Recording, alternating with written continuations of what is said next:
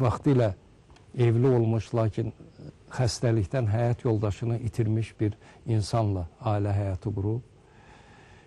Qaynanası bundan heç vaxt yola getməyib, bu tarixi faktdır. Ancaq Nəcibə xanım həmişə ona böyük ehtiramla yanaşıbdır.